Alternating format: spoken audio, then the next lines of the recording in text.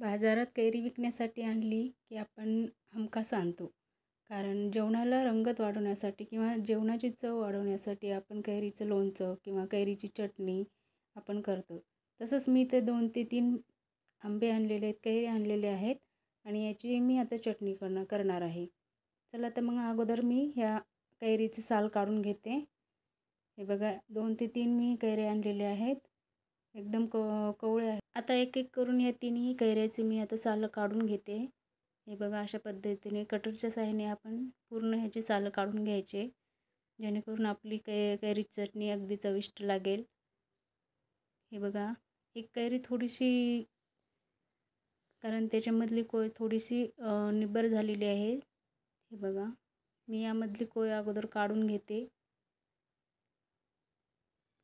अशाच पद्धतीने तीनही कैऱ्यामधली आपल्याला जी कोय आहे ती काढून घ्यायची, नंतरच कटिंग करायची. बघा चाकूच्या सहाय्याने आपण पूर्ण कैऱ्यामधली जी कोय आहे ती काढून घेतले. अशा पद्धतीने कैऱ्यामधले पूर्ण मी कोय बाजूला काढून घेतलेले आहेत. आता एक एक करून आपण ही कैरी ज्या फोडी आहेत ना कट करून घेऊयात. अशा पद्धतीने मी मोठे मोठे कट करून घेते, कारण आपल्याला हे पूर्ण ठेचून घ्यायचं आहे. त्यामुळे मी मोठे मोठेच असं पीस काढून घेते, कट करून घेते. अशाच पद्धतीने आपल्याला पूर्ण कैऱ्याचे ना कटिंग करून घ्यायचे. मोठे मोठे स्लाइसमध्ये मी कट करते, हे बघू शकता.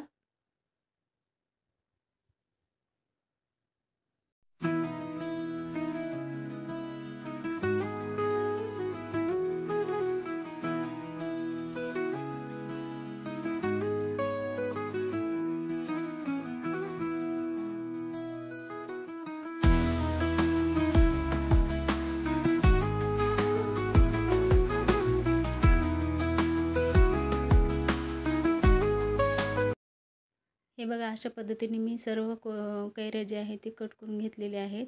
आणि यासाठी आपल्याला 2 मोठे आकाराचे कांदे लागणार आहेत. तुम्ही 2-3 एक्स्ट्राही घेऊ शकता.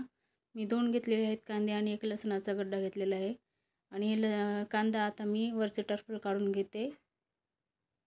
हे बघा अशा पद्धतीने कांद्याचे पूर्ण टरफल काढून घ्यायचे आणि दोन्ही साईडला कट करून घ्यायचं,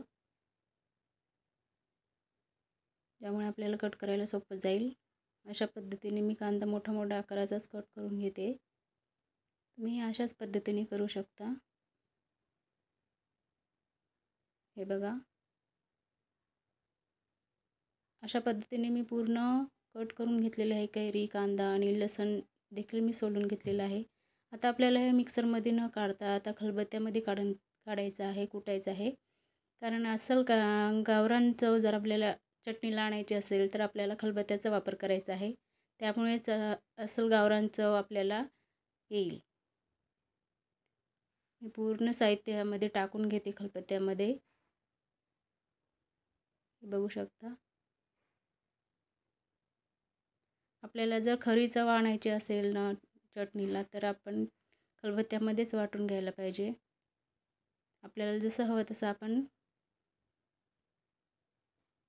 बारीक करू शकतात. यामध्ये मी लाल तिखट 1 चमचा आणि मीठ 1 चमचा टाकलेला आहे आणि अर्धा चमचा जिरे टाकलेले आहेत. आता हे आपल्याला पूर्ण कुटून घ्यायचं आहे,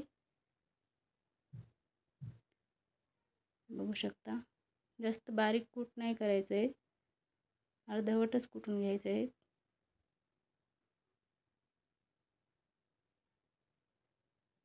कुटत असताना आपल्याला यामध्ये अर्धे अर्धे कैरीचे तुकडे दिसले पाहिजेत. या पद्धतीनेच कुटून घ्यायचे. आता मी जिरे टाकून, मोहरी टाकून याला तडका देऊन घेते. त्यामुळे आणखी चव येईल चांगली आणि रंग पण खूप सुरेख आला आहे, बघू शकता. आता हे मिक्स करून घ्यायचं. हे बघा खूप छान कलर आलेला आहे, रंग आलेला सुरेख आलेला आणि चव एकदम भन्नाट लागणार आहे, याची मला खात्री आहे. अशाच जर पद्धतीने तुम्ही केलात ना तर एक पोळी एक्स्ट्रा खाल याची मला गॅरंटी आहे. हे बघा खूप सुंदर आलेले. यामध्ये तुम्ही कोथिंबीर ॲड करू शकता हवी तर. माझ्याकडे आता नव्हती. कोथिंबीरने चांगला सुगंध येईल। बघू शकता खूप छान कलर आलेला आहे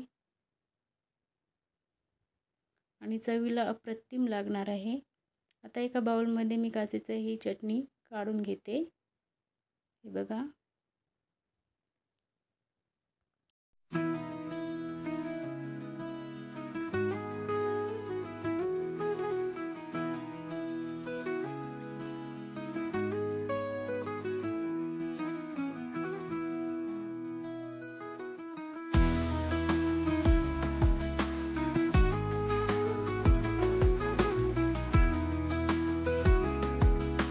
आजची रेसिपी जर आवडली असेल तर लाईक करा, कमेंट करा आणि सबस्क्राईब करायला अजिबात विसरू नका।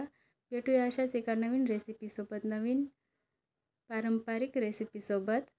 तोपर्यंत धन्यवाद।